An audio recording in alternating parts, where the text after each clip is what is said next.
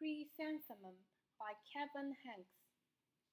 The day she was born was the happiest day in her parents' life. "She's perfect," said her mother. "Absolutely," said her father. And she was. She was absolutely perfect. "Her name must be everything she is," said her mother.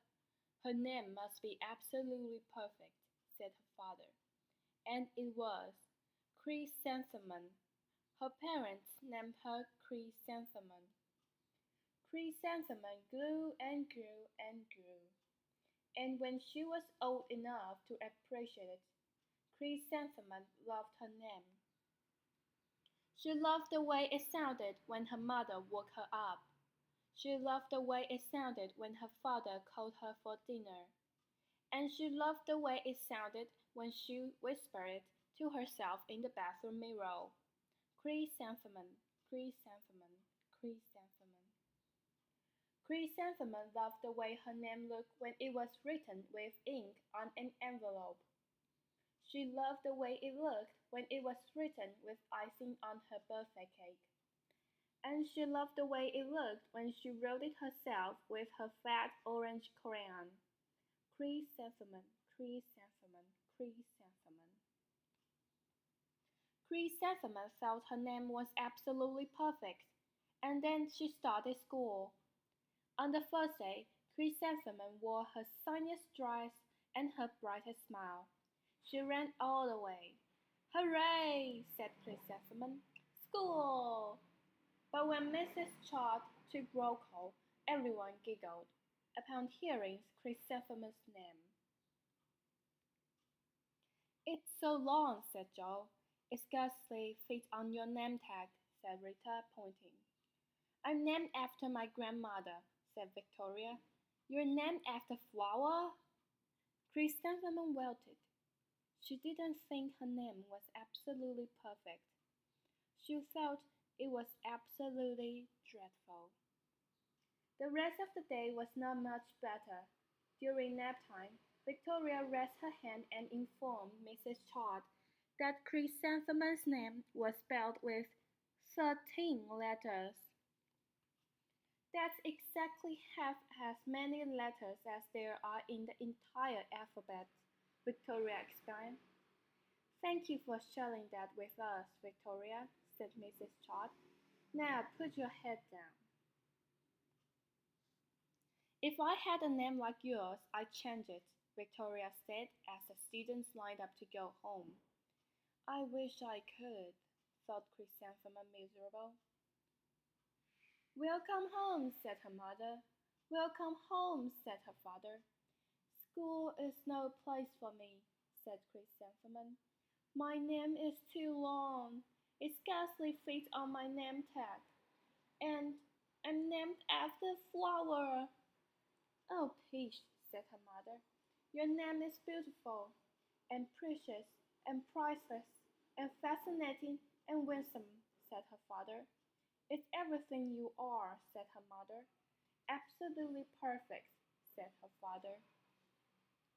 Chrysanthemum felt much better after her favorite dinner, macaroni and cheese with ketchup, and an evening filled with hugs and kisses and purchases. That night, Chrysanthemum dreamed that her name was Jane. It was an extremely pleasant dream. The next morning, Chrysanthemum wore her most comfortable jumper. She walked to school as slowly as she could. She dragged her feet in the dirt. "Chrysanthemum, chrysanthemum, chrysanthemum," she wrote. "She even looks like a flower," said Victoria, as Chrysanthemum entered the playground. "Let's pick her," said Rita, pointing. "Let's smell her," said Joe. Chrysanthemum wilted. She didn't think her name was absolutely perfect. She thought it was absolutely dreadful. The rest of the day was not much better. During nap time, Victoria raised her hand and said, "A chrysanthemum is a flower. It lives in a garden with worms and other dirty things. Thank you for sharing that with us, Victoria, said Mrs. Todd. Now put your head down. I just cannot believe your name, Victoria said as the students lined up to go home. Neither can I, thought Chrysanthemum, miserable. Welcome home, said her mother. Welcome home, said her father. School is no place for me, said Chrysanthemum. They said I even look like a flower. They pretended to pick me and smell me. Oh, Peach, said her mother. They're just jealous and envious and begrudging and discontented and jaundiced, said her mother. Who wouldn't be jealous of a name like yours, said her mother. After all, it's absolutely perfect, said her father. Chrysanthemum felt a trifle better after her favorite dessert, chocolate cake with buttercream frosting, and another evening filled with hugs and kisses and parcheesi. That night, Chrysanthemum dreamed that she literally was a chrysanthemum. She sprouted leaves and petals. Victoria picked her and plucked the leaves and petals one by one, until there was nothing left but a scrawny stem. It was the worst nightmare of Chrysanthemum's life. Chrysanthemum wore her outfit with 7 pockets the next morning. She loaded the pockets with her most prized possession and her good luck charms. Chrysanthemum took the longest route possible to school. She stopped and stared at each and every flower. Chrysanthemum, chrysanthemum, chrysanthemum, the flowers seemed to say.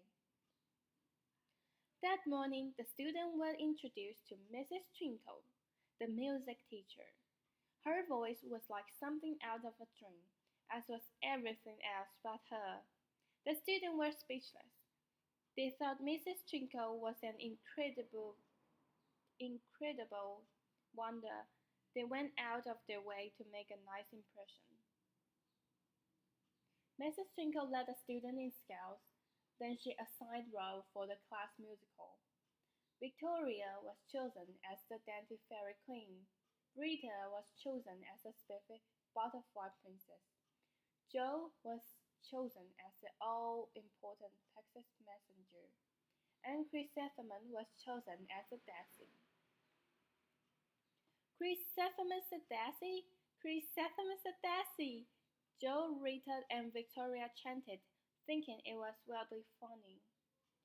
Chrysanthemum wilted. She didn't think her name was absolutely perfect. She thought it was absolutely dreadful. What's so humorous? Asked Mrs. Twinkle. Chrysanthemum was the answer. Her name is so long, said Jo. It scarcely fits on her name tag, said Rita, pointing. I'm named after my grandmother, said Victoria. She's named after flower. My name is long, said Mrs. Twinkle. It is, said Jo. My name would scarcely fit on the name tag, said Mrs. Twinkle. It would, said Rita, pointing. And, said Mrs. Twinkle, I'm named after flower too. You are? said Victoria. Yes, said Mrs. Twinkle. My name is Delphinium Twinkle. And if my baby is a girl, I'm considering Chrysanthemum as a name. I think it's absolutely perfect. Chrysanthemum could scarcely believe her ears. She blushed, she beamed, she bloomed. Chrysanthemum, Chrysanthemum, Chrysanthemum. Jo, Rita, and Victoria looked at Chrysanthemum longingly. Call me Marigold, said Jo. I'm Carnation, said Rita, pointing. My name is Lily of the Valley, said Victoria. Chrysanthemum didn't think her name was absolutely perfect. She knew it.